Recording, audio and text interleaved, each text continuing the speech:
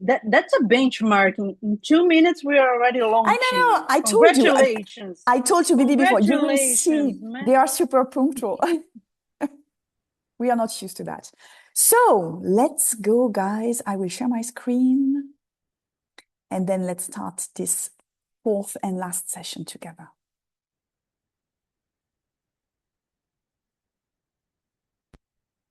Good. Just let me know if you are seeing the screen, if it's appearing for you guys.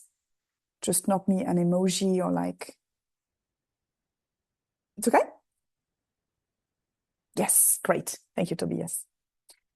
Good. So behavioral design, module number 4, the future of behavioral design, AI, and ethics.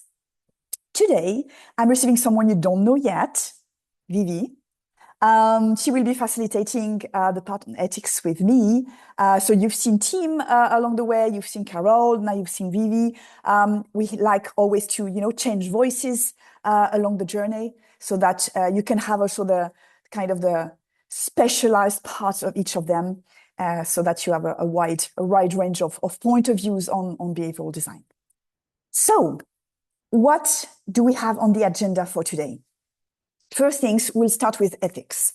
We want to look a little bit at these ethical tensions that are appearing in behavioral design. Perhaps the last session on nudges already activated something in your brain. So like, it's not always 100% so clean. So this is exactly what we'll be talking about today. And then we'll make a little part on AI too, because now that AI is coming more and more into our jobs and into behavioral design, this is also redesigning the way that we connect with consumers, with clients, what social media is doing. So there are a lot of things happening with AI now that I think is interesting to put into the discussion today for this last session. You will work on some activity. We've built some future scenarios for you to evaluate the ethical side of it, and then perhaps redesigning depending on your reflections and insights. So it's a way for us to help you build these ethical reflexes and muscle so that when you work on your own projects afterwards, it comes as an opportunity. And then finally, last week you were saying, yeah, okay, but we've seen a lot of things through the journey, a lot of frameworks, a lot of tools, but how do we organize all of that? How do we work if we have a project and we need to design behaviors? How do we make sense of all of that? So we have some traditional workflow with different steps so that you can take them afterwards and work them through one by one so that you can build and conduct a behavioral design rework through this workflow. Okay, but before anything, let's make a quick check-in. And the check-in is connected with what we were discussing last week about nudges. I always say that nudges, once you know about it, then you start to see it everywhere. So the check-in question really like, when do you think you might have been nudged in the past week? Give us one example where you think you've been nudged. You can open the mic, you can write in the chat. I ordered a pizza online and I had a very clear picture of what I wanted to eat. And in doing the order process, do you want some rucola on it? And I thought, didn't think about it. It was a good idea. And so I ordered it. So yeah, I spent more money on my pizza. So yeah. Mm-hmm. Yeah. Thanks, Willie.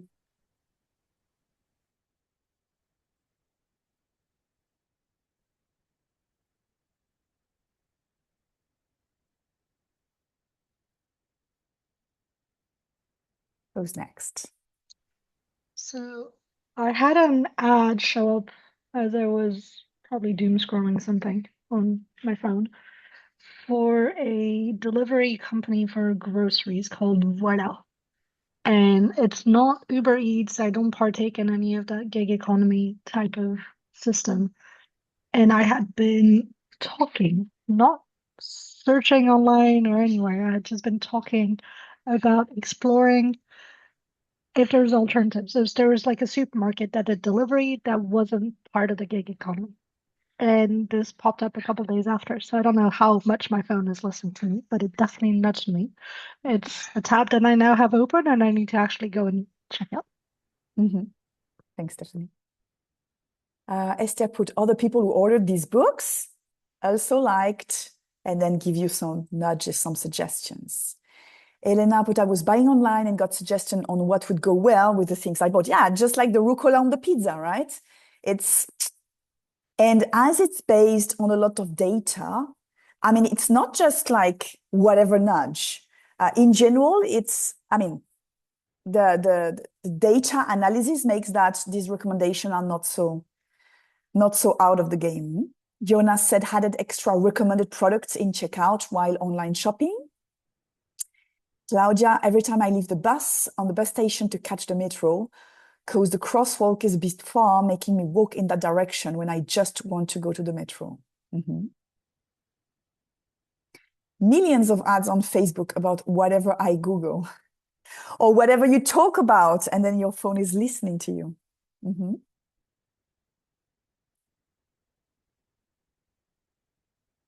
What else?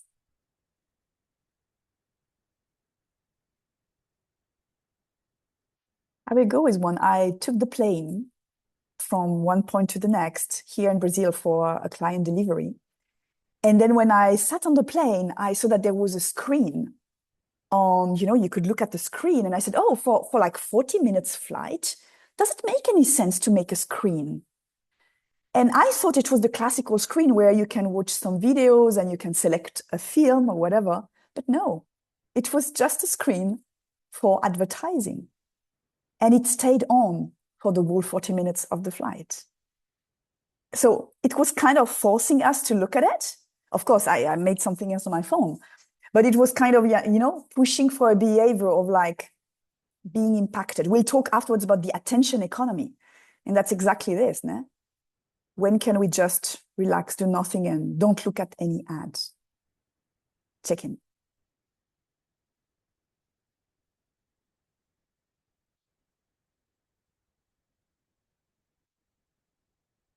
So what about the others here that we've not listened yet? It can be something very simple, something in the office, on social media. Laura put, I bought a ticket to a workshop today because I heard about a discount code while listening a podcast. The discount didn't quite fit my membership, but I ended up buying the ticket anyway. Yeah. It was kind of something guiding you to it, right?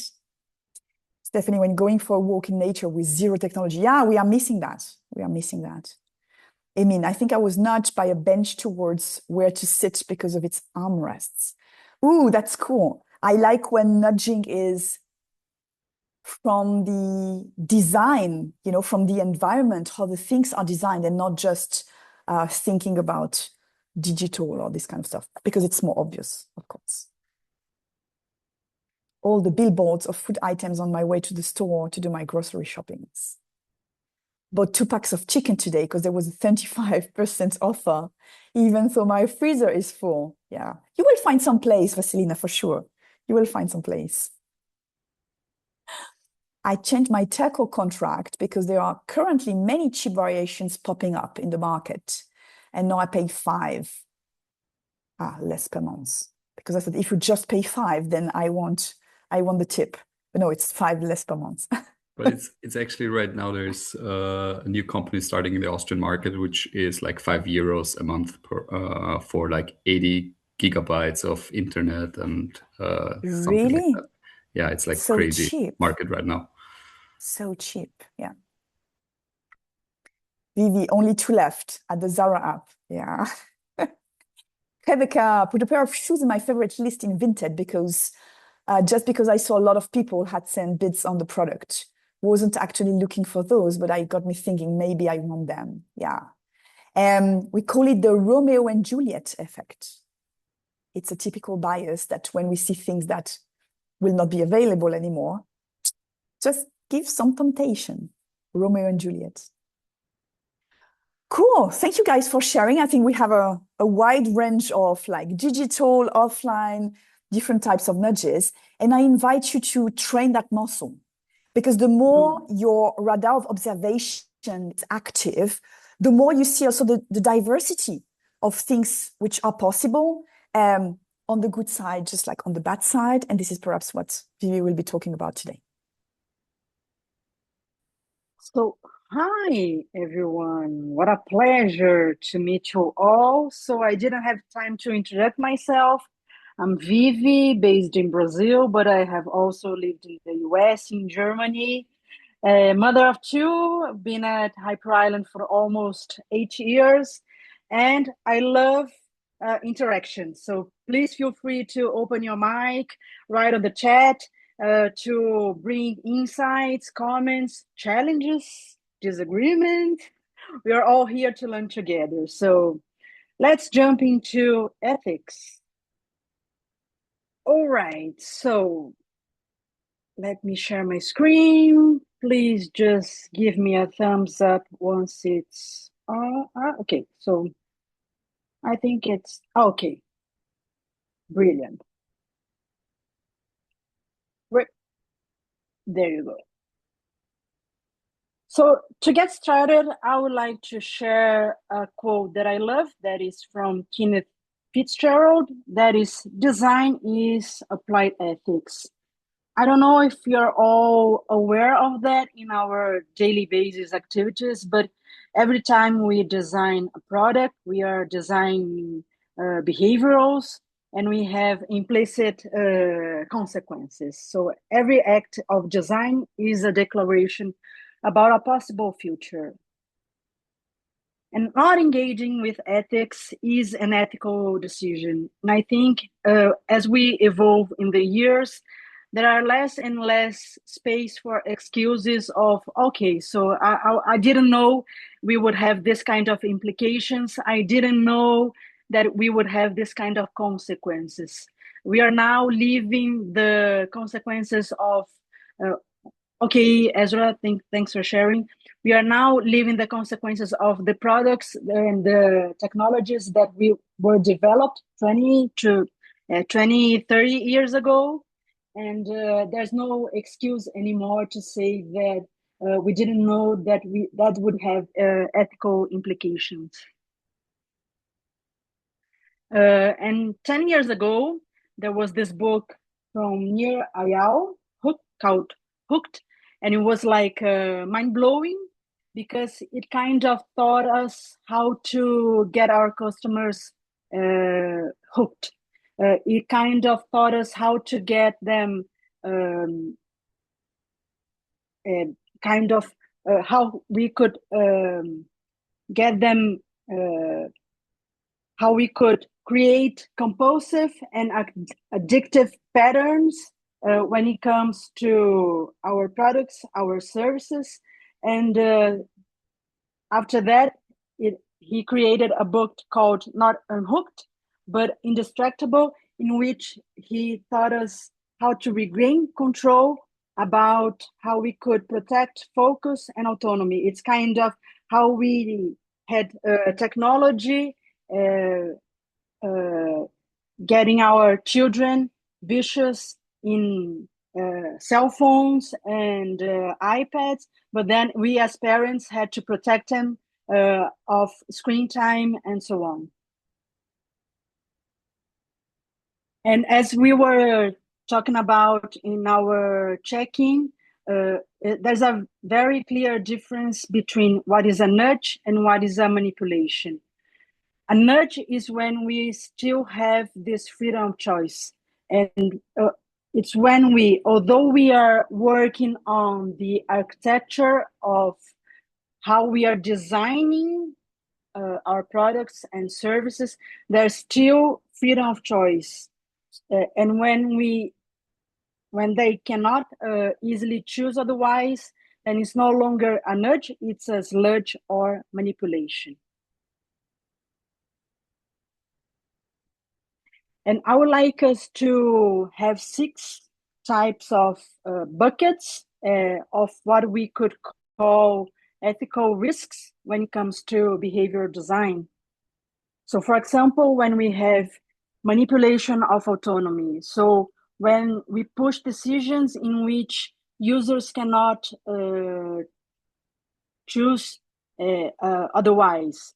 So, for example, we have some kind of savings app for banks or something like this.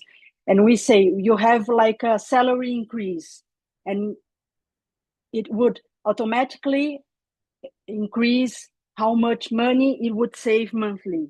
But it's not like the client has an option of opt-in in how much money it saved monthly. So there's not no autonomy. There's not a clear choice of how much money it saved monthly. Exploitation of cognitive biases.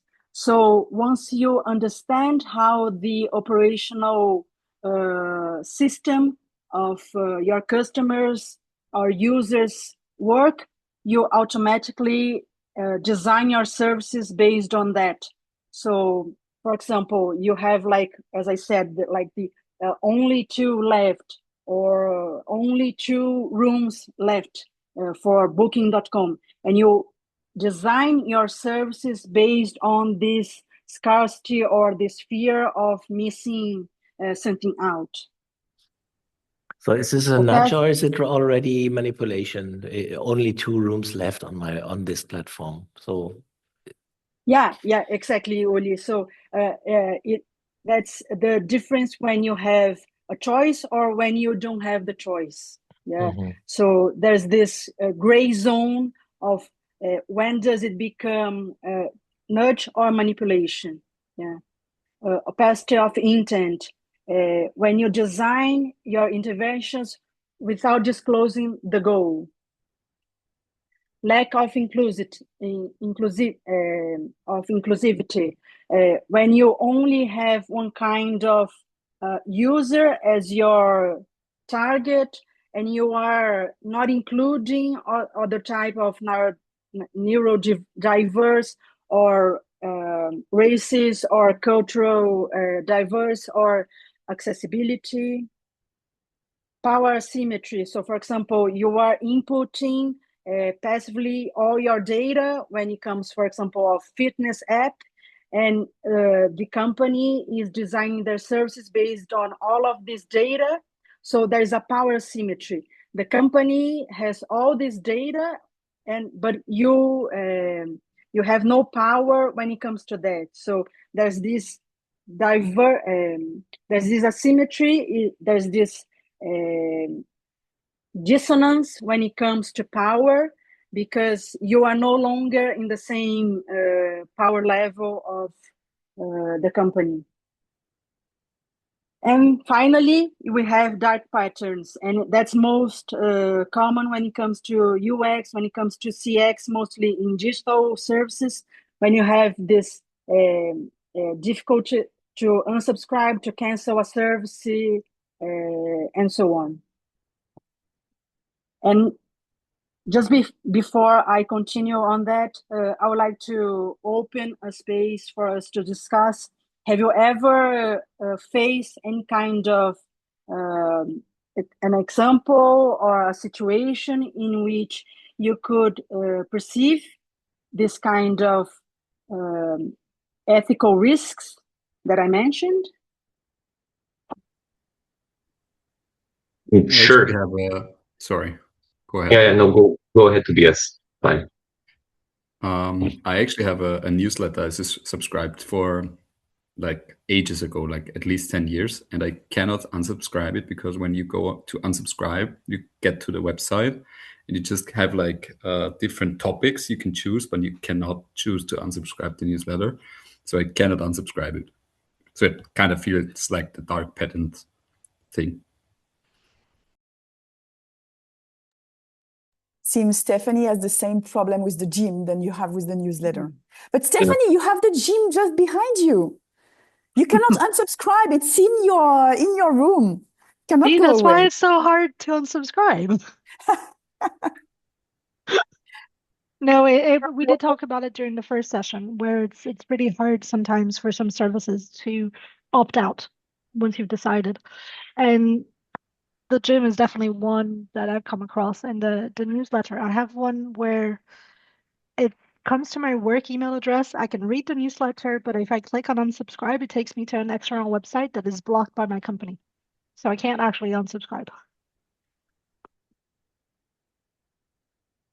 Where I, else I would you like think to share? Yeah, please go on. I think Ryanair is quite famous for this, right? When you try and book a ticket, they're gonna try to upsell you 20,000 different options, and they always hide, you know, no, I don't want to do it. There's like a very small box somewhere in the corner, so that it's really hard to. Mm. Well, maybe not for digital natives, but like I assume this is quite predatory towards older people, you know, who don't know.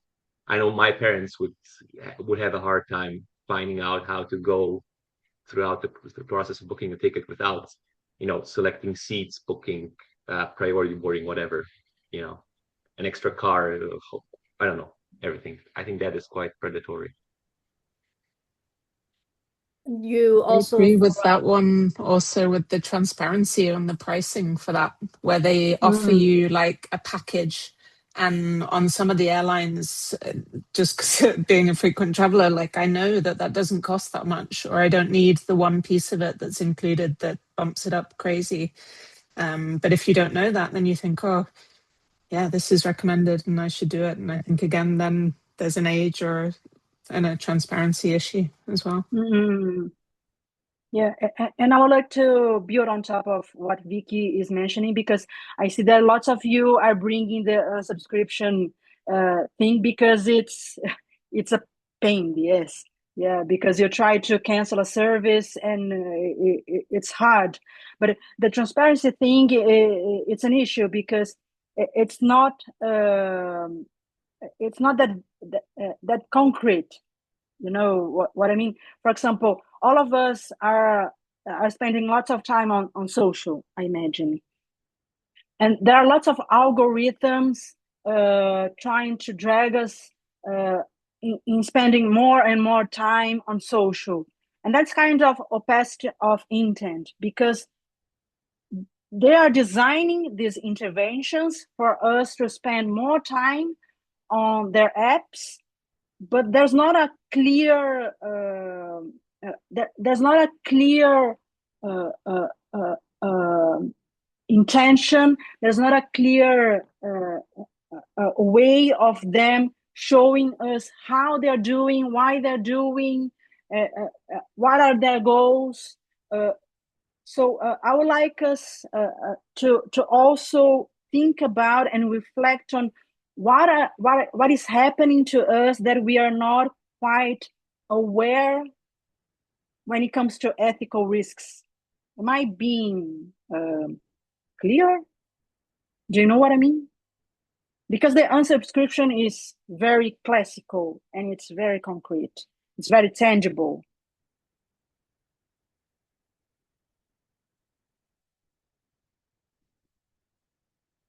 Isn't the EU in the process of getting a law done that you have to be able to unsubscribe from anything with just one button click? Or is this, Yeah, absolutely. yeah, Absolutely. And not being able to unsubscribe a newsletter very easily is quite a data protection problem for the sender of the newsletter already. So Super. And we will leave that also as a checklist when we do the activity, because as the same that applies for nudges applies for ethical risks. We need to be more and more aware of that as we go into our daily lives. When are we being nudged? When are we facing ethical risks? Is this a nudge or a manipulation, as Uli challenged? Yeah. Do we have freedom of choice or not really? And as we mentioned, dark patterns, if you want to dig into that, I would also recommend you to listen to the podcast, which is called Punk CX, and also read the Michael Bartlett, The Dark Side of CX, because he says that there's a brilliant quote that says we should talk about moments that shatter rather than moments that matter. Yeah.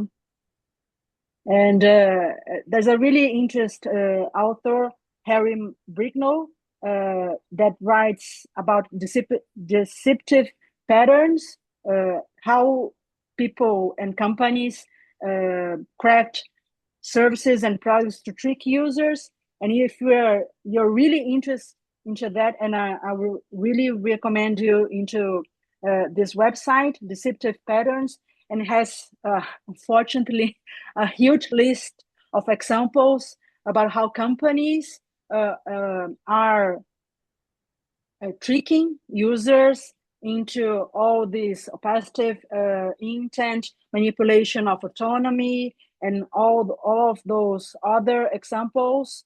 And I'm sure you can relate to these examples, and you will relate to, okay, so I might be one of those victims. I might have been ethical nudge about that. So we have mentioned fake scarcity, so there's only 2 left, when probably that's not really true. Forced action, so find now or just skip. This hidden subscription or this impossible canceling. And this one is absurd. Yeah, this confirm shaming. And unfortunately, it's becoming more and more common.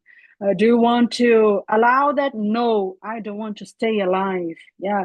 No, I don't want to get better. No, I don't want the best option. No, I don't want to get rich. I'm sure you also, as you see that, you will also remember of other examples of this more extreme ethical examples. So why are we bringing all those provocative issues and discussions to you? For 3 big reasons. The first one is that we strongly hope that, first of all, you don't do that yourselves. Yeah, as you work with behavioral design or within your companies, within your lives. Second of all is that you can see when others are doing that. Yeah. And the third one might be the most important one, is that you as citizens, as professionals, in big companies or in your professional lives, is that you can create interventions to overcome these deceptive patterns. Is that we in our context can somehow impact, prevent that these deceptive patterns continue and have impact, and these consequences within customers and users.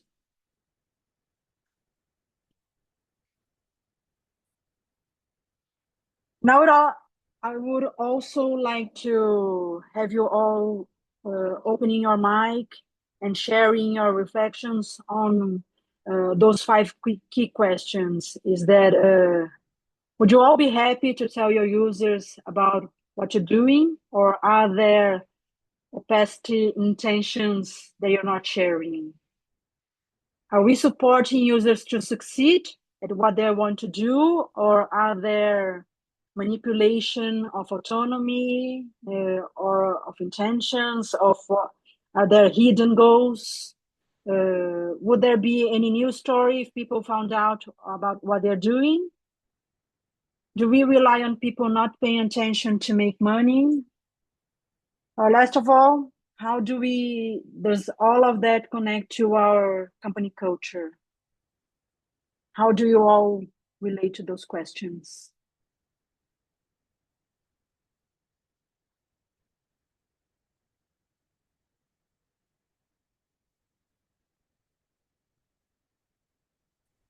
So I can start. I work for a nonprofit private organization. So we are not trying to make any money.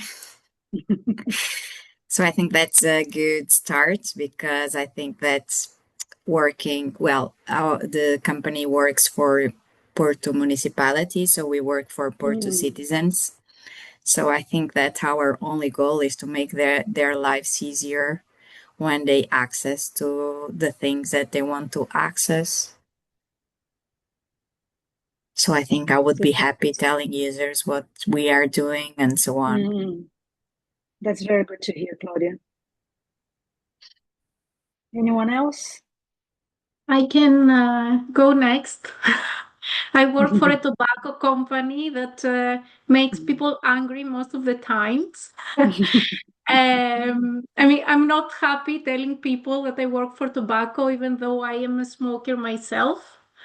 However, the way that we, or hopefully we, position ourselves and the user journeys that we build are in a way where we always give the risk to our consumers, but also we give them alternatives on their health journey, let's say.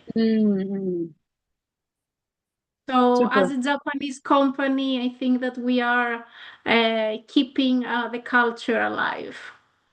And at least you're transparent about it. Yeah, you're not sugarcoating it.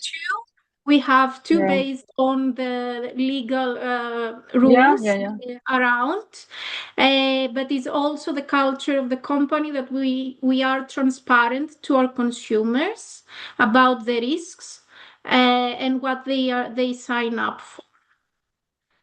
But of course, what I hear today, there is a very fine line in influencing, nudging, and manipulating, and it made me thinking. Yeah, you can sleep on that, person. Tobias, you were opening your mic. Yes, I would like to say I'm working for the Austrian Post, and therefore we are in the public sector, and we had like lots of data scandals in the past, especially the last big one was in 2019. So therefore we don't have lots of margin doing things like that. So I think we are pretty happy. It makes work a little bit more difficult, actually, because usually you have like this gray zone where you can work and manage to do some things, not like manipulating people, but in marketing, it's sometimes a little bit part of your job to nudge people in the right direction or quote in the right direction. But for us, it's like really hard. We're like super trying to be super transparent about things. Super. Anyone else?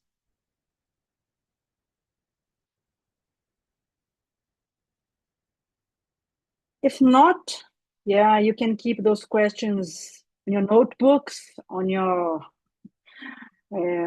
computers, on your mails, because these questions are kind of guardrail questions. So you can always come back to and reflect on, are we doing the right thing? Should we adjust something? Should we take a step back? Or are we okay to have a good night's sleep and know that we are not harming anyone and we are doing a great job?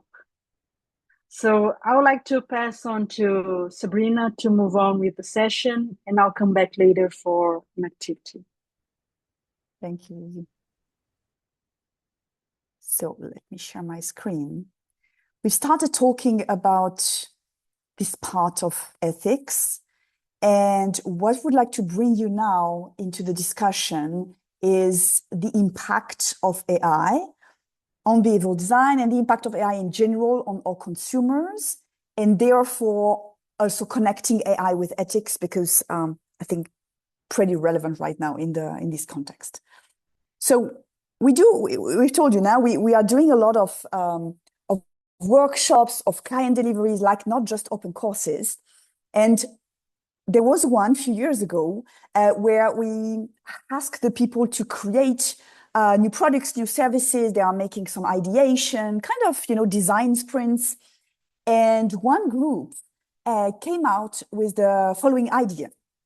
A powerful AI-powered app will detect which products in your fridge are about to expire and suggest recipes tailored to your specific dietary needs. Amazing idea. It was some years ago now, so it was not existing yet. But yes, we know now that, some fridges are already offering this kind of services. But what I found interesting is that getting out of this workshop, the following day, the day after, was reading an article said, supermarket AI meal planner app suggests recipe that would create chlorine gas. So then got me into this thinking of like, oh yeah, so it's not all dystopian or all utopian futures now with AI. There are some positive things. We can imagine positive change of behaviors thanks to, AI coming as a technology. But there are also very big risks. On the other side, I was seeing another article, supermarket trolleys reveal heart problems in shoppers. So just by pushing your trolley in the supermarket, the bar of where you put your hands would connect with your data, like measuring your heartbeat and then starting to reveal some heart problems. So we can really see, we can expect the best just like the worst. That's the point with AI. We see already some companies working, using AI on nudges. This is a good example. DBS, it's a bank in Singapore, and they are really using all the data accumulating from their consumers. They have artificial intelligence and machine learning algorithm running with this data so that, with all the data points they are gathering, they are able to make some nudges, offering specific product recommendation or celebrating some milestones from their customers, but more in a positive way than in a negative way. So, of course, one of the biggest advantage of AI is, running big amount of data. So when we talk about designing behaviors or designing, for nudges, data on behaviors is super important. The more you manage to get data, the more personalized you can really make these nudges. And this is exactly what this DBS bank company is working on. The point is that when we look to the future, we see that for now, we are having these exchanges with AI. Voluntary when we are chatting with a ChatGPT or Gemini or whatever, but also involuntary when, we are impacted by something which has been designed by AI, like a chatbot, for example, when you want to contact, your bank or company, the support most of the time right now is done by AI. The first contact you have, even if there is a name and there is a picture, is not a real human. It's an AI. So these relationships, these interactions we have now, it's human and AI. But in the future, and I don't think it's a very far future, these interactions, they will be between AIs. So I will give you an example. Right now, when you are searching, for travel, what is recommended to you is AI-based, okay? In the future, it's perhaps your own AI assistant that knows you want to travel, to Thailand, and your AI assistant will connect with the different AIs of different tourism, companies, and the AIs between them will interact. So for me, there is a big reflection to be made, okay, now we are trying to design human behaviors, but how much these human behaviors will be part of the future? Perhaps it will be between machines. So we see already that in many different fields, marketing, sales, CX. Companies are starting to design for assistants, for AIs, but not anymore for humans. So what I want you to think about now is when we are combining scalable persuasion and automated decision-making, what happens? I mean, the ethical issues we are discussing in the first part with BV, they will continue and they will potentially even scale because we'll face new challenges we had not even expected. We'll give you the example of the self-driving cars or self-driving bus or self-driving taxi, whatever. I mean, there are very big ethical questions we can ask yourself. Moral responsibility. If there is an accident, who is accountable? There was no human behind the wheel. And then how do we teach moral reason to the algorithm that will drive this car? How the algorithm can understand what is okay from a moral point of view and what's not. Also, it would differ by country. Perhaps what is moral in Europe is not in Latin America or in Asia. So these differences that right now are handled by humans, who are the ones driving, what will be the future when the cars are self-driven? And then what's about consent? Because it's not because you are getting into a car, which is self-driven, that you opt in with this car's moral code that you don't know anything about, by the way. So there is a platform called the Moral Machine. And they take an example, like in the middle here, it's really like, okay, they give some moral dilemma. So the self-driven car is going, okay? And then there is a problem. And then the machine, the algorithm, has to decide between killing the 2 passengers, crashing into a wall or whatever, or killing 5 pedestrians. What's the best? Or what's the less worse? You know, how do you judge that? Because a machine, the algorithm is just like, it's a machine, it's bits, it's 0 and 1. It has no moral. So on this platform, you can go and it will give you dilemmas and you can start judging what is the less worst option. And then you can see also what are the answers of like hundreds and thousands of people who has answered these questions before. You can also create your own scenarios and put them into the machine so that people would be answering them. Okay? So there is a real and important discussion that needs to happen in the next months, in the next years, around ethics and AI. Because again, the machine is not thinking. The machine does not know what is right, what is wrong. We need to teach that. And that's not easy. The other challenge we have with, the spread of AI right now is that up to now, we were in the attention economy, right? Always, as we are saying, like you keep scrolling and these social media system, they try to get you hooked so that you spend as much time as possible seeing their ads and etc. This is the attention economy. Or like in my plane where they put me a screen with ads that I've not asked for. We will be drifting not just on the attention economy, but into the intention economy. So what is the intention economy? The AI agents, all these systems, they are able to process and analyze a lot of data. So instead of just trying to have you focus on something,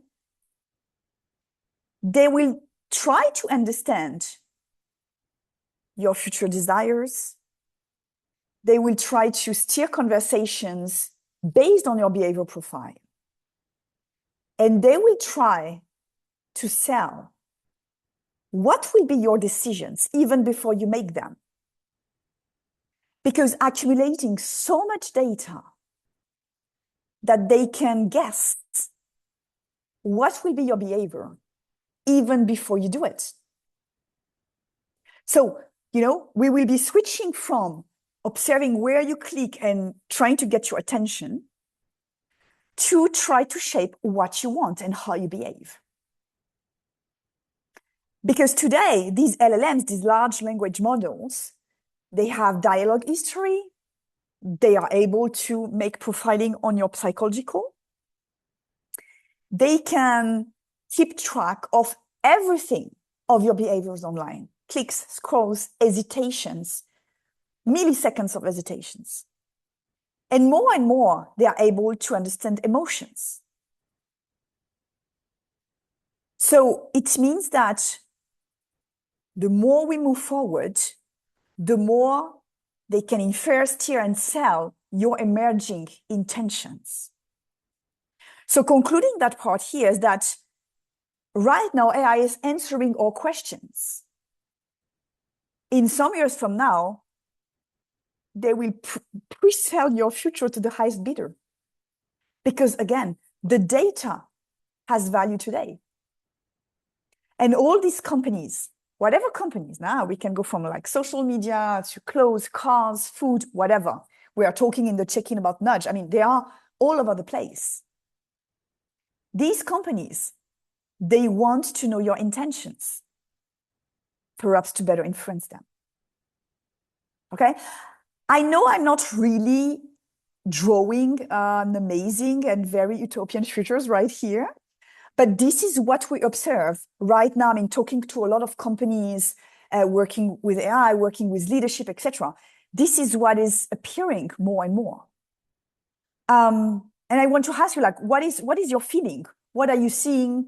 Do you think it makes sense? Are you seeing already some signals of that in your lives?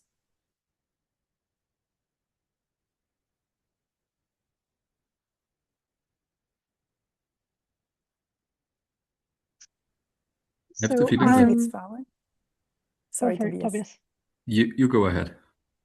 I can't find the article, the exact article, but when it comes to self-driving cars, there's an article that was published a couple of months ago about how low-tech signs can be used to send the vehicles off route. So into crowds of people, things like that, just with like handwritten cardboard signs. Wow. So once I find it, I'll post it in the chat. But that's one that's really interesting because as more companies are wanting to use these vehicles, there can be guerrilla terrorist attacks using just cardboard signs. Mm-hmm. Oh yeah, Center of Human Technology. Excellent, Uli. Excellent reference. Yeah, very good one. Sorry, Tobias, go, please. No problem.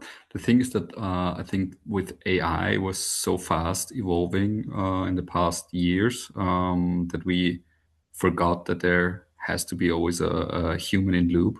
And I think that's the main point, to not lose traction of it at some point, that we keep on building on those things, because I think it keeps on getting better. But in the end, there has to be always a human in loop to make decisions, because like you said, it's just a computer. It's just ones and zeros. There's no emotion. There's no moral at all. And I think that should be so for the future as well, because in the end, because funny thing is, I joined a UX workshop this morning, and we were discussing about it, especially about GDPR in Austria, because we have like huge issues with consent and stuff like that.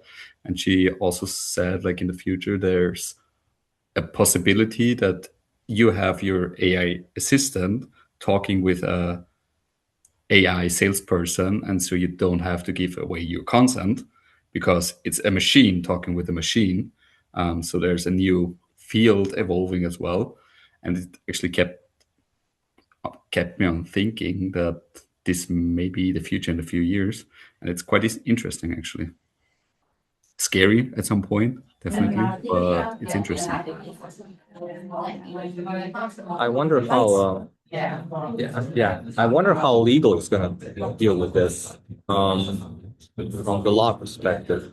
What Tobias just mentioned, and how is AI going to be interwoven in all of this? Like when we make agreements and stuff like that and contracts. I'm not sure if you understand what I'm talking about. You mean AI going into legals, or like the legal entity of the company taking care of? Yeah, how is the legal department in each company going to handle AI and the thing that Tobias just mentioned? That's what I'm curious about, because if we have communication between two AI entities, like who gives consent to certain things? That's what I'm interested in. Where do we draw the line on what needs to be approved by a human, or let's say a UX designer, and what would be done by AI itself? And we see now one of the big discussion right now with AI is that AI has no accountability. I mean, you can delegate a lot of things to AI and then make shit. And then, AI is not accountable. You cannot fire it, So at the end, the humans in the company, they will keep being responsible. We had a case on, Deloitte has delivered a huge report to the Australian government that was full of hallucinations. And, well, it has been made by AI, but probably no human has checked it.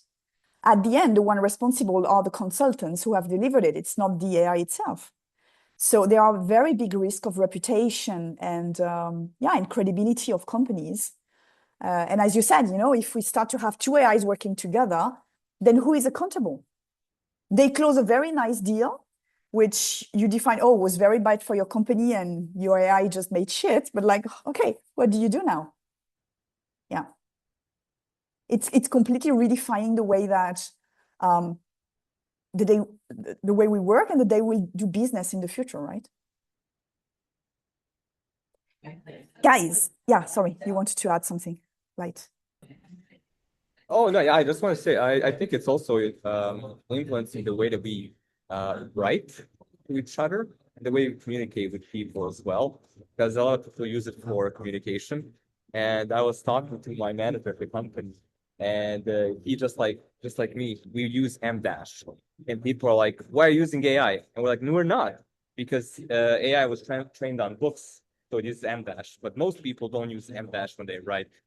And now people are like, "Oh, you use AI." I didn't use AI. I use M dash because I know how to use it, grammatically. So that's something that's very interesting how it's already. But it's funny because M dash was kind of things of intellectuals or like people who are, making copywriting and, used of journalists and so on. And now it's identified as something AI. So even the people who were using it like naturally before, they've stopped using it because there is also this this is not made by a human. So yeah, good point. We're also changing our behaviors now because of how AI is, kind of disrupting the way we communicate and we relate to each other. Yeah. It's pretty funny because we also, sorry. No, it's okay. It's pretty funny because, like you mentioned, that we behave differently. That we had in our workshop also like a colleague saying that she worked with the company and they made clear that they do not work with AI because they don't want to look lazy, which is like super interesting for me because in my opinion, you are not lazy when you're using AI when you use it correctly. I think it's smart and it's definitely useful, but it's still funny that like you said, our behavior totally changed within such a short time. Mm-hmm. Totally. Guys, let's go for an activity. We'll try to apply a little bit this ethical reflexes that we were talking about before. So Vivi will explain the activity and then I will organize your breakouts.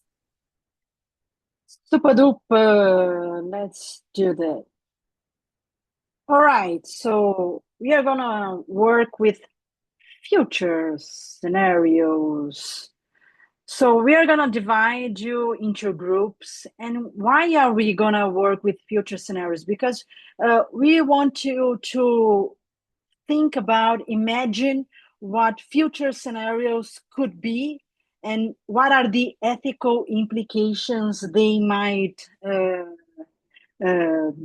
imply into. So each group is going to work with a different scenario. We are going to show you which they might be. And we want you to have 3 different steps. Yeah. We want you to use your instincts, and by instincts, we understand backgrounds, your references, your instincts, your feelings, your experiences, and we want you to discuss the ethical traps. Yeah, so I'm gonna paste those 6 that we discussed. Oh my God, I'm gonna do that later into the chat. I've made a print of it into the Oh, Miro. Sabrina, thank you very much. Sabrina is brilliant. Yeah, it's not something new that I'm saying. Yeah, you already know that, so it's already there. So look into that 6 that we discussed, and where might that future scenario cross the line? What the ethical traps might be? Debate the regulation, what might be necessary when it comes to ethical boundaries, and how might we design that better? How might we empower users and not just persuade them? What might we do to empower them and not for them just to be victims into those ethical traps? So the scenarios are, and you will know which one you're going to be working with once you get into the breakout rooms. But the scenario 1 is intent sync, your emotional companion. Scenario 2 is civic nudge, the smart citizen platform. And scenario 3 is higher sense, recruitment meets psychological forecasting. And we have scenario 4, learn flow, personalized learning perfected. Each one has a setting and a prompt. They're all in the Miro. We're going to pass the link on the chat. So you have the scenario and the 3 topics that we mentioned. The ethical traps, the debate regulation, and how might we design that better? How might we empower users and not just persuade them? Use as many post-its as you want. You have a very generous amount of time. Yeah, 20 minutes. 20 minutes. Yeah, that's a very generous amount of time, Sabrina. But there is a lot of work. Yeah. You're being fair. Yeah. So 20 minutes to go through each topic and discuss that through. Yeah. The ethical traps, debate regulation, design the better. And also, once you get into the group, also invest time reading the scenario. Yeah, don't just jump into the discussion, but read that through, understand the implications individually, and then you start the discussion. And I'm sorry, I interrupted you. Yep. No, I was just saying, like, 20 minutes seems a lot, but choose perhaps someone to make the timekeeping, so that you don't spend all your time on the first, and then you spend your 20 minutes also on the second and third frame of that reflection. Okay. When you will be back, perhaps we ask you to make 30 seconds, 1 minute, not presentation, but saying like what is one insight or one intervention you would do to improve this scenario. Okay. Let's any go. questions? 20 minutes. Yeah. Anyone would? Okay. Right. Ready? I can open, and I will put the timer in the Miro too, like always. Let's go.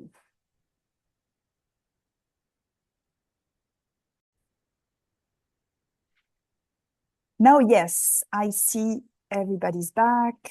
Mando also. Great, Vasilina. Good. So as I told you, I would be expecting to hear a little bit from each of the groups So who wants to start? The idea would be like in 1 or 2 sentences telling about what was the scenario you got, because each group has worked on a different scenario. So it's nice to make a little summary of what was the scenario.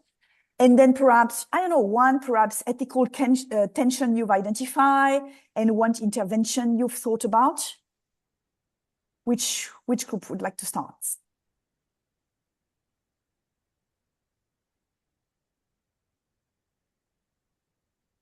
We can start if we want to. I would speak for the group as well. So we had the civic nudge scenario, the second one, about the smart citizen platform that pushes you into kind of a echo chamber on your political decisions.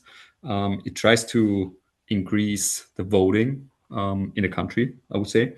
But in the end, it actually turns out that it advertises like one direction of a political side or political decisions based on your behavior. So we discussed that basically the underlying idea of this thing is a great idea to have more voters, more people going to vote.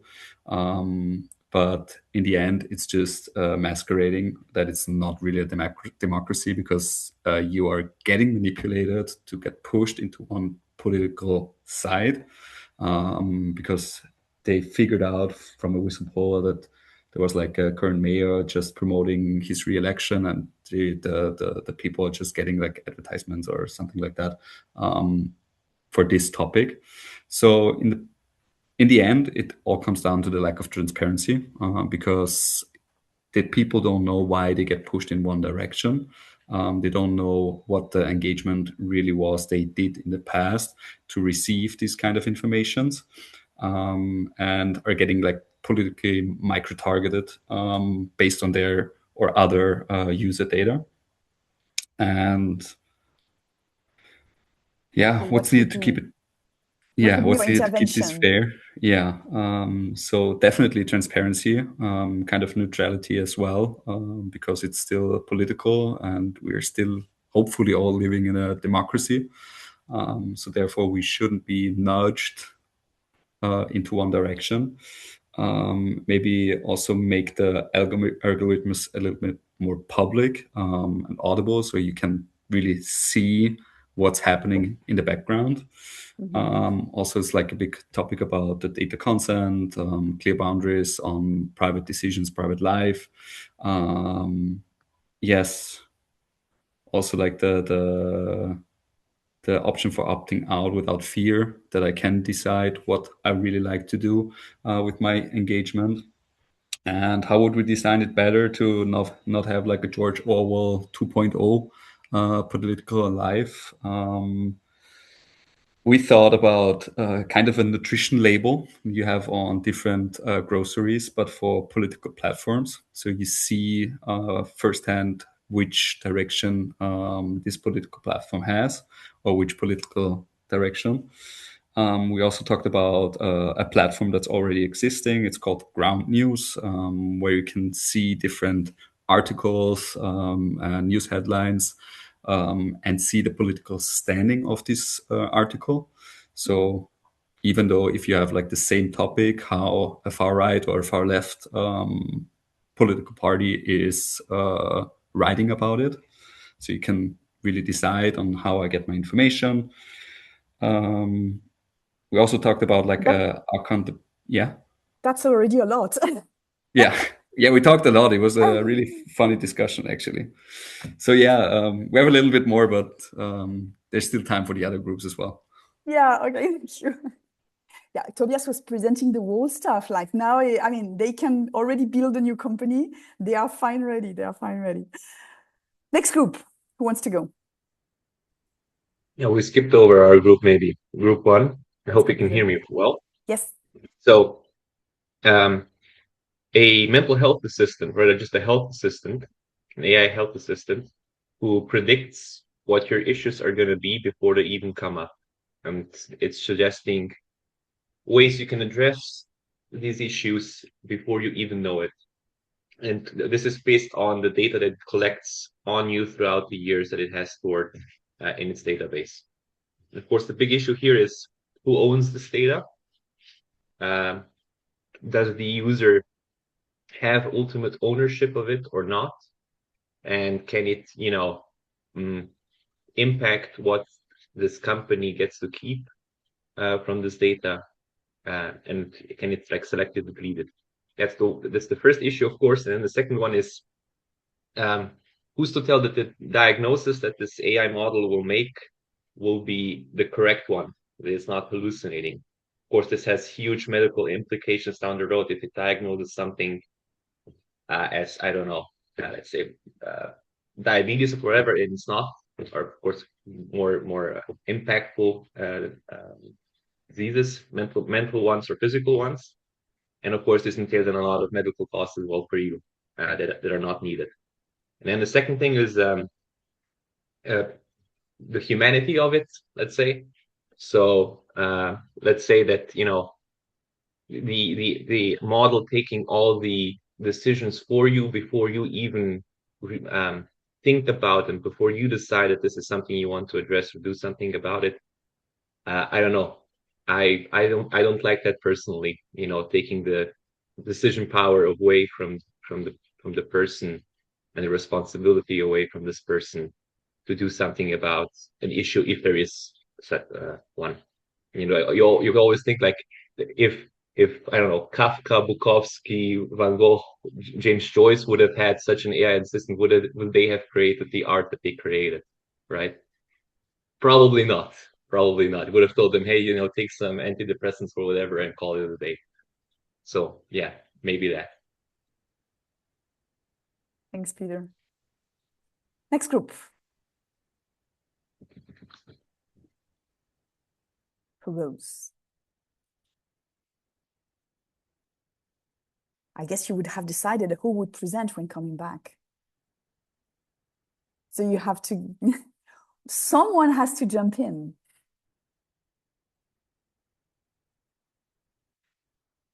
I can do it. Go for it, Mike. Okay, we are scenario 3, higher sense needs psychological forecasting.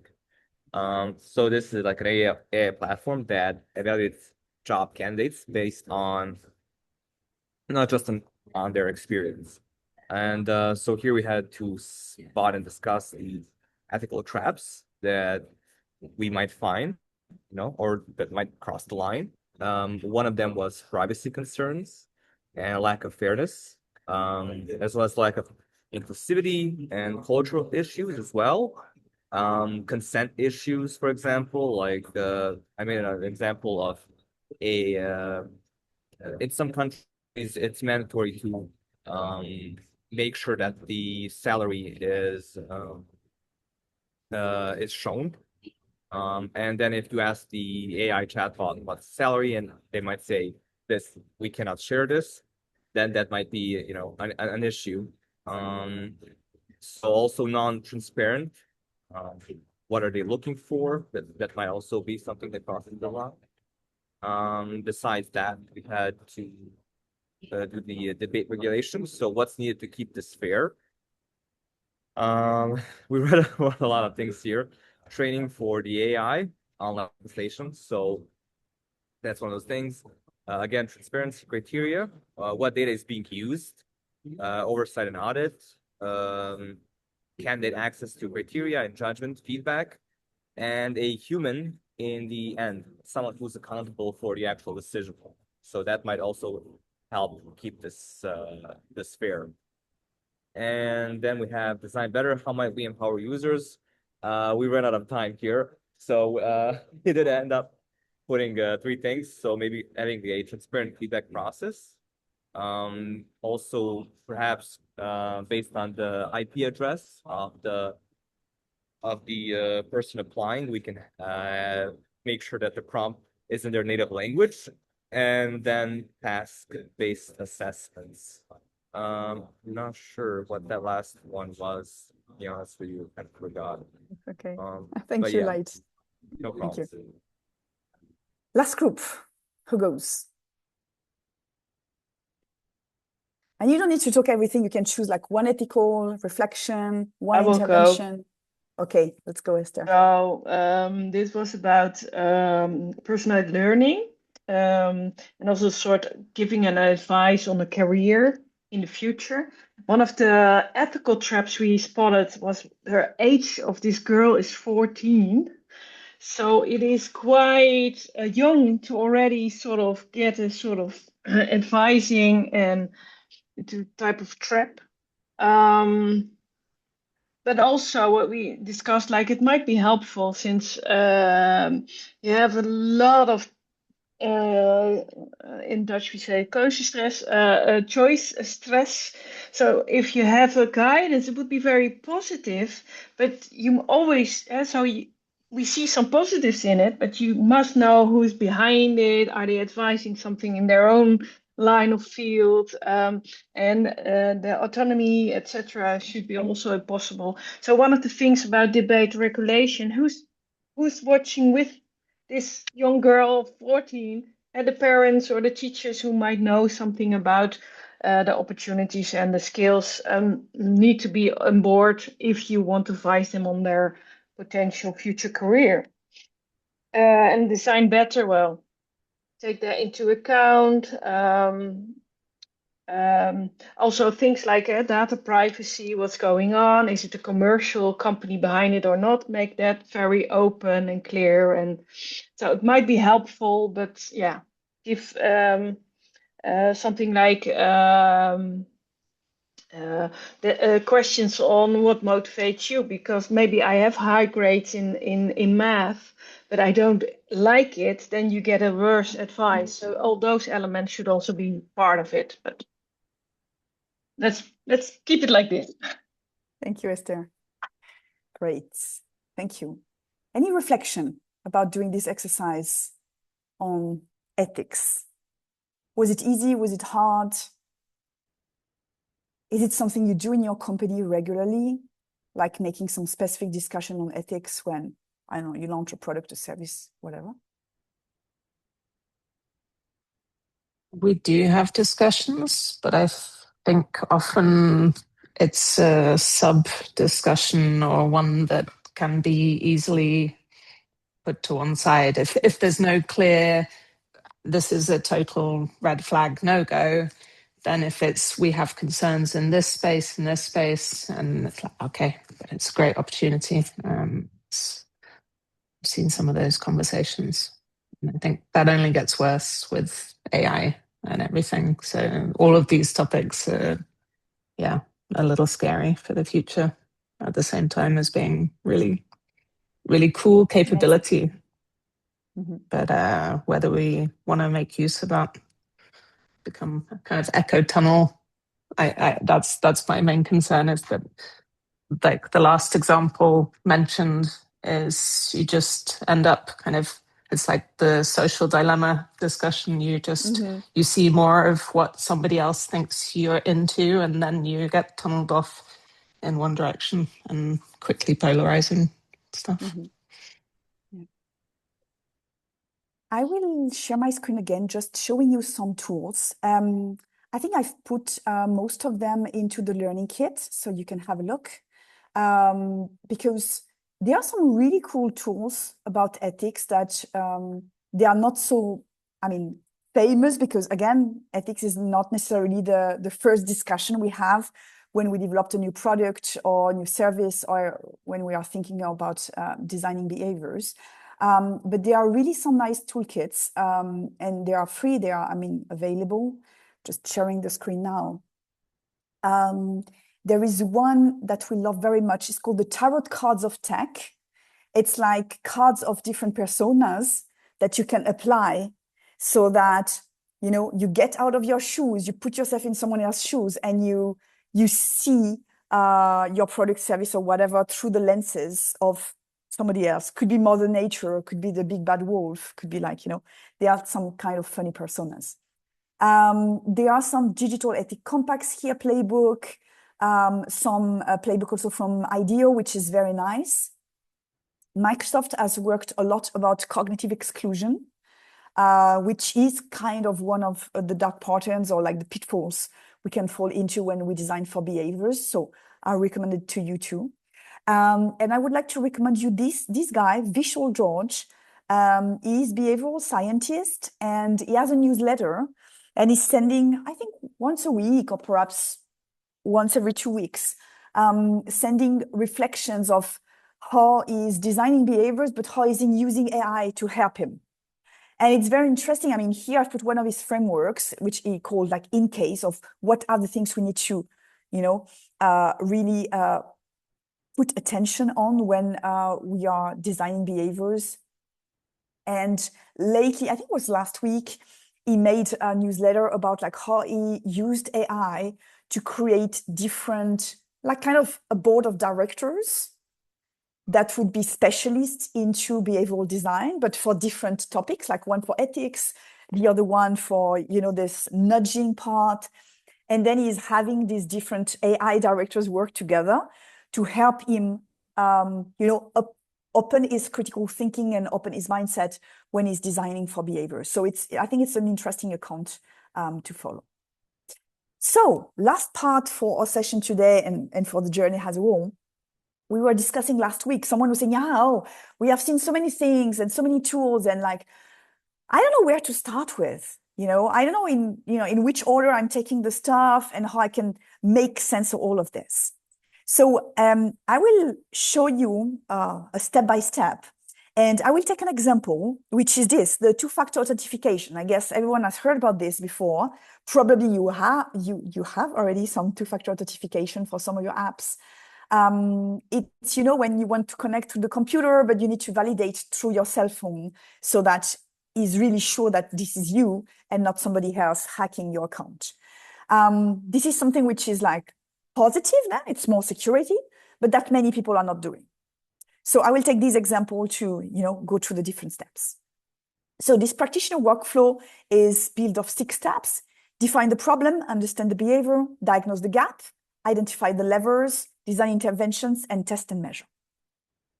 So the first step, defining the behavioral problem, it's really about observing the behavior. And even before observing is like, what is this behavior about? What behavior must change? Who must do it? Who is the person? When and where should happen? What do they do today instead? What is perhaps the negative behavior they are doing, and where do you want to get them? The tool you use for that is the 5 Ws. This is the canvas you've been using in the first module, okay, as the weekly challenge. And it's really, defining the behavior in a way it's observable and measurable. So when we talk about this two-factor authentication, a bad definition of the problem would be, employees should care more about cybersecurity, because it's very vague. If you define it properly, it's employees should activate the two-factor authentication when logging into company tools. Because then you define properly what is the behavior you want to talk about and you want to work on. Okay? The second step is then understanding. So once you define it, you need to understand. So you need to investigate what is really the behavior today, and make a diagnosis. It's not about jumping into solutions. And most of the time, unfortunately, we jump solutions very early into the process. We need to invest sufficient time into this diagnosis phase.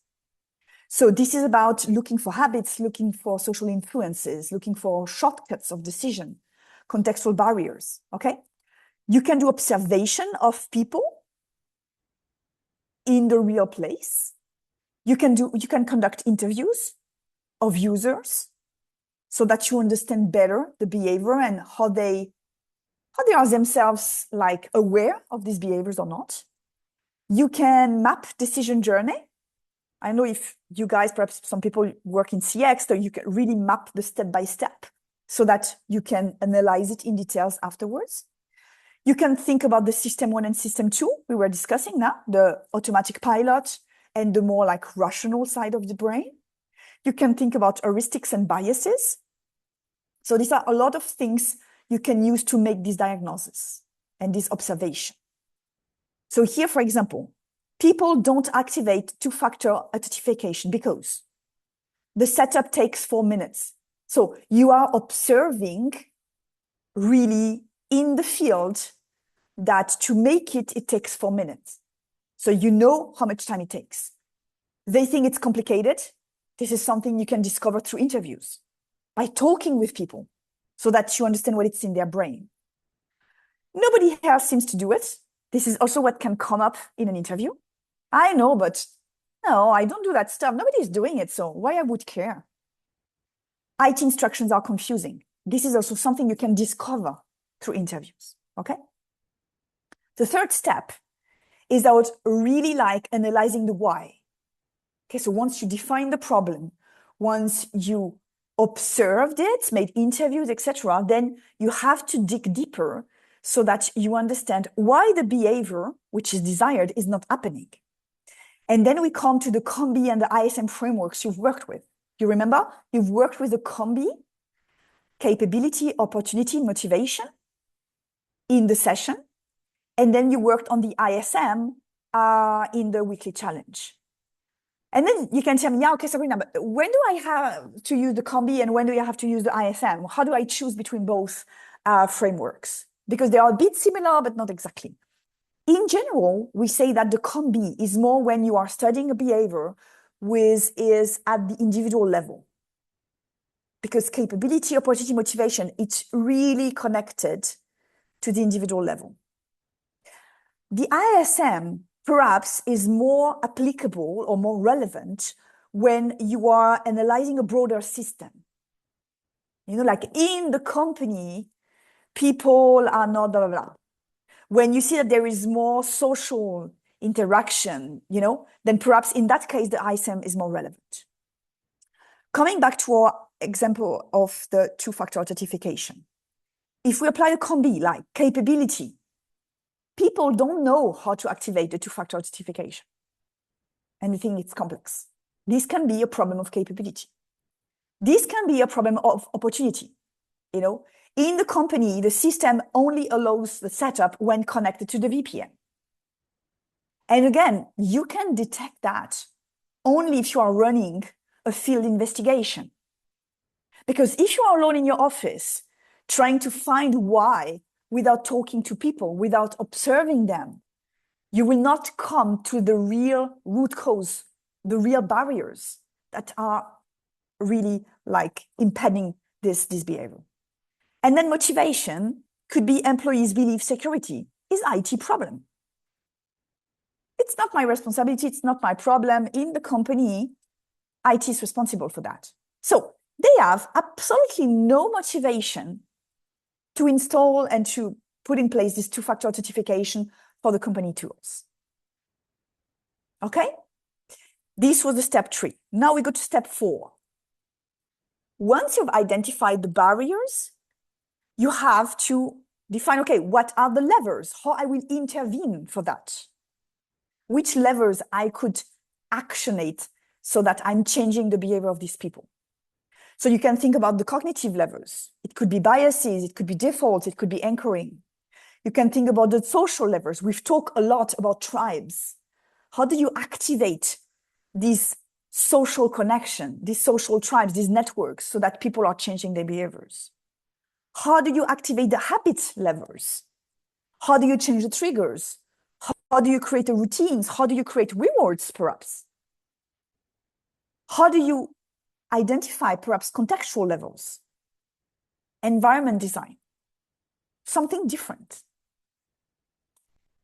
Once you've identified the levers, then you go to design the interventions. But this is only the step 5, okay? So that's very important. You don't jump too fast in the first steps, going already into, oh, okay, I will design solution. Now, if you have not understood properly the problem, you will design something which is not really, you know, touching what's the real problem. So you have to build concrete solution on that step. We've talked in the first session about different type of interventions. You have on the cognition, on the communication, on the context, and contemplation, which is perhaps more applied to, I don't think contemplation really applies to two-factor authentication, but perhaps on some other topics. You can use the EAST framework we've talked about. You remember easy, attractive, social, and timely. You can use the peak moments, elevation, pride, insight, connection. So back to our example of the two-factor authentication. Instead of just sending an email to the employees, guys, activate your two-factor authentication, please. What else we can think about? Turning it easy. Perhaps we had a one-click activation link so that it takes very few time. You can make it social, like showing that 78% of your team already activated security. And then people will think, oh, if 78% of the team has already done it, yeah, perhaps I should make the effort. Timely, perhaps show a prompt right after the login. Like just take 2 minutes, activate the two-factor authentication. Because it's right the moment perhaps when the person is more open to that. Okay? And as I was saying before, I mean, we brought a lot of frameworks like East, Peak, etc. It does not mean that for the behavior you will be working on, you have to apply everything. You know, depending on each situation, depending on each behavior, perhaps attractive does not make any sense. Perhaps timely does not make any sense, okay? It's a framework for you to ideate and see the wide range of options you have to define, to create an intervention. But it does not mean you have to apply everything, okay? And then the last step, which is probably very important and many people are skipping, is test and measure. Because behavioral design, because it's applying to humans, up to now, it's experimental. So you have to test and you have to see if it's working or not. You can make A/B testing. You can make some pilot groups. You can define some metrics. So in the case of the two-factor authentication, you could measure the activation rate, you could measure the completion rate, you could analyze what are the drop-off points where people are just stopping. Perhaps they click, you know, on the okay, let's do it, and then they come to the screen, and then it looks so complex, or it's so unclear what they need to do, they just close the window and run away. Okay, so you need to make this analysis afterwards of if this is working or not. Okay, and then you iterate, and perhaps you have to change and adjust some of the things because your first design was not the best intervention possible. Does it make sense? Is okay? Yeah. You know, I try to show it in a very linear way. But of course, when you come to test, then you come back perhaps to the beginning. If it's not working, you need to reassess some of the steps of this workflow.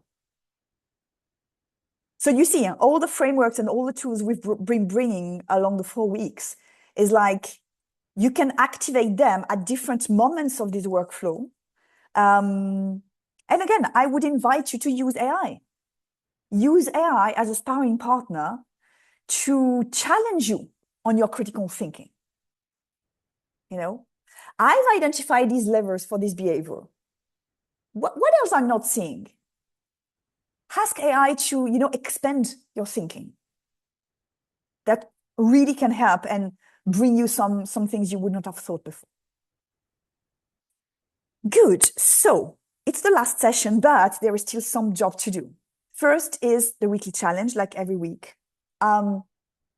So you worked on the 5 Ws, you worked on ISM and East on peak moments. So now the last challenge would be for you to really make a synthesis of all that. You know, what is your hypothesis? What is an intentional nudge or intervention you want to put in place? What would be an ethical reflection you can do about perhaps unintended consequences of your intervention you had thought about? And how AI could support, how you could use AI to help you defining this intervention. Okay, so it's a simple canvas, just like the others. You can download it and apply it to your case. And if you want to apply this on something else than the project you've been doing up to now, it's no problem, okay? You can try to use that now and all what we've done in the previous weeks to apply to something different. You choose. Reflection journal, just like always, I would put here the trigger questions with the ethical tension and the topics we've been discussing about AI. One thing I would like you to do right now is taking 3 minutes to give us some feedback on how has been the journey for you. Okay, so I've put here the QR code that you can scan with your cell phone.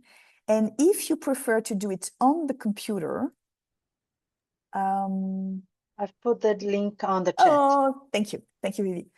You can click on the link that Vivi has just shared so that you can answer the few questions. It's not so many questions, it's pretty quick. So I would leave you like 2 minutes now to do it. We are 15 here in the call. I want to see 15 answer at the end, okay? Not necessarily you need to put your name at the end, it's optional, okay? But it's really important for us to get your feedback on what you liked, what we could improve. This would be super valuable, okay? So 2 minutes now, and then we go to checkout.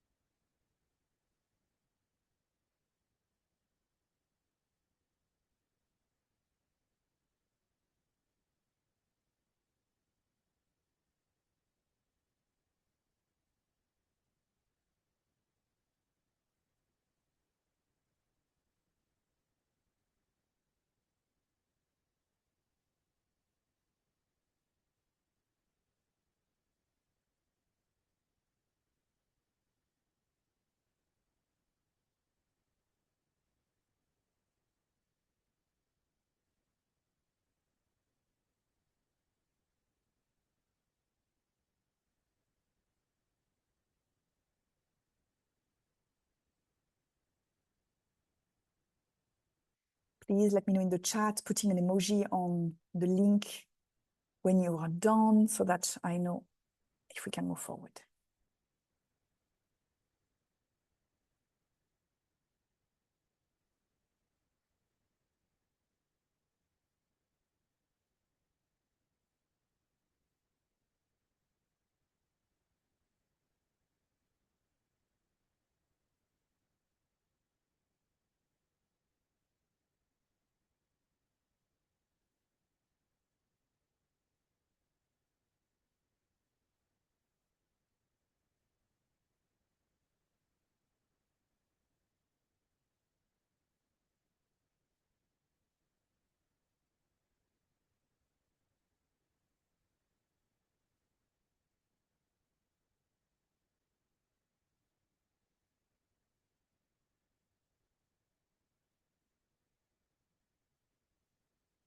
So for the one who are finished, yeah, please put an emoji on the link so that I know who is ready.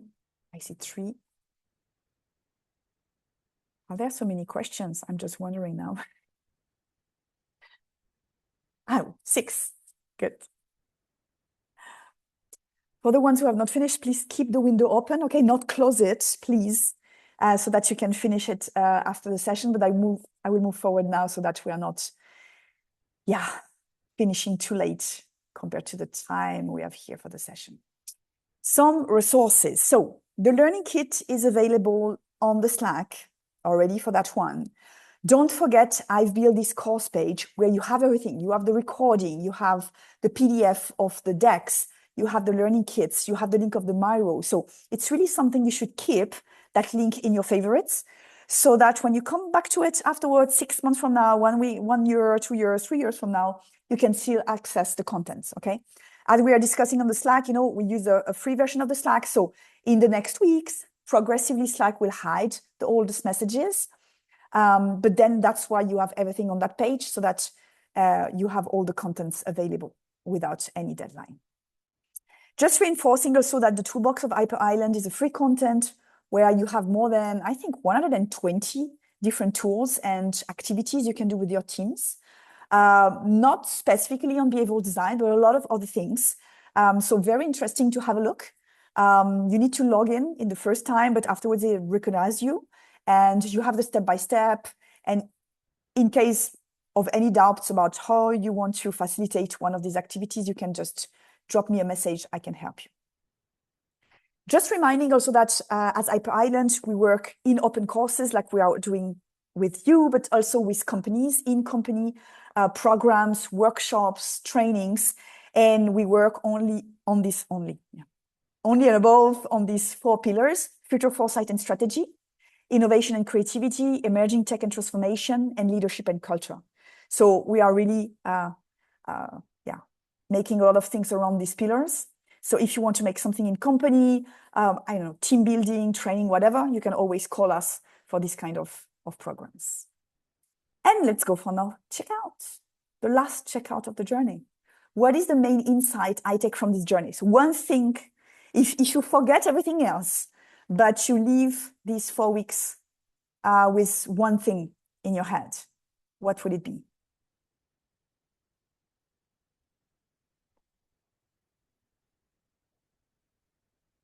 You can open your mic or open the chat as you want. I think for me, it's the different frameworks, actually, trying to involve them in my work more frequently. I think I wrote it in the Slack channel as well, that I subconsciously use them somehow, but never really structured. And I think now it gives me like more structure for the future. So it's pretty nice. Mm-hmm. Thanks, Tobias. Rebecca's put start small to get a sustainable behavior. Light. So? I just wanted to say, for me, it's interesting how when we talked about how emotions influence behavior, and I keep forgetting the name of the anthropologist, the British guy. Was it Tom? Tim. Yeah, Tim. That was amazing. I love the talk. And to me, that was one of the best things about the course was learning about how many thoughts we have and options and all these things and how we make decisions. So I actually like that a lot. And I gave some feedback. I would love to, I wish we had more discussions on products that exist. But as Tobias said, the tools that we got and the workshops are also amazing. We can use them later to structure things. So that was really good. I love that. Right. And I would just make an invitation here. I mean, you are all connected on Slack, so you can connect together. I mean, if someone wants to drop a message and say, guys, let's meet next week at the same time that we had the sessions, and we make an open session together to have some discussion about whatever, you can continue. Now you are kind of a network of people who know each other. So feel free, to, having these discussions or having these forums of discussions between you. It can be very valuable, definitely. Stephanie has put the line between ethic nudges and darker tactics is very fine. Yeah, definitely. So many frameworks. That was what I was looking for in the course. Okay. Is it okay, Uli? You had enough? No, and sometimes it's really a polarity. It's polarity for us between, we want to give enough because there are people who want really to have the frameworks, and some other people just get confused and say it's too much, and I don't know how to navigate all of that. But I think it's important to, take one, just experiment, use it, and then take another, and then define what would be your own toolbox, because I think that's important. Each of us connects differently to the tool. So yeah, sorry, Uli. Say. Yeah, sorry. That is basically what we could just do in the course, just touch the surface and then now the work begins. Yeah, that's it. Thank you so much. It was great. Thanks, Uli. I had a question about the Slack. How long does it keep working for? So it will always work. It's just that it will be hiding the older messages. But, I still receive messages from students 4 years ago writing me a message like, I've lost the link, Sabrina, where it is. And then I'm still receiving the message, you know. So you can still use it to connect people if they don't get out of the workspace. But the older message will just be hidden. Okay. Okay. I'll save the links. Anybody else?